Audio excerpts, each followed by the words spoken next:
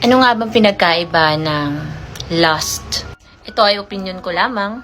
Well, for me, ang pinagkaiba ng lust sa love is, ang lust kasi, kailangan pag magkasama kayo, may something na mangyayari sa inyo. Hindi pwedeng hindi. At lalong hindi pwedeng wala. Sa love naman, kahit makausap ka lang niya through call, through text, or kahit yung presence mo lang, enough na yun sa kanya. Sobrang saya na niya doon. Pag sa last naman, tatawagan or text ka lang niya pag may kailangan siya sa'yo. Or pag bored lang siya. Walang magawa sa buhay kumbaga. Pampalipas oras. Pag love ka naman niya, araw-araw kang i-chat, i-text niyan, tatawagan. Kahit pa gaano siya ka-busy, kaya kanyang isingit sa lahat ng oras niya. Pag sa last naman, hindi niya i-invalidate yung feelings mo. Hindi importante yung feelings mo sa kanya.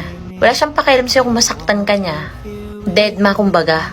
Pero pag sa love, bago yan magbitaw sa inyo ng salita, ito double check muna niya kung masasaktan ka ba niya, or ma-offend ka niya, or madi-discourage ka sa kanya. Especially sa actions niya.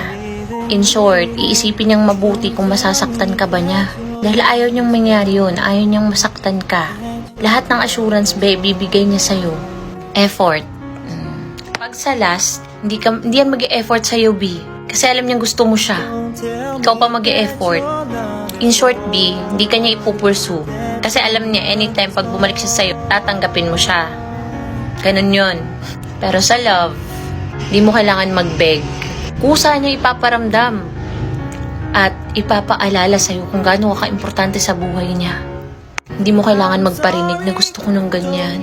Sana ganito din ako. Sana all. Walang ganun, B. Kasi hindi mo pa sinasabi gagawin na niya yun para sa'yo. Pag last, hindi ka bibigyan ng commitment din, B. Kung ano lang yung spare niya, yun lang yung bibigay niya sa'yo. Kumbaga bare minimum, ganun. Pero pag sa love, be, yung effort niyan, be, 100%, sobra-sobra pa. Hindi lang sa salita, be, in actions pa yan. With actions, my God, anto action star. Ganon. Kaya alam nyo guys, para sa akin, dapat alam nyo, sa umpisa pa lang kung ano talaga yung intention sa inyo ng isang tao. Kung sa tingin nyo, may gusto lang siyang makuha sa inyo, o talagang gusto niya makuha sa inyo is yung puso nyo.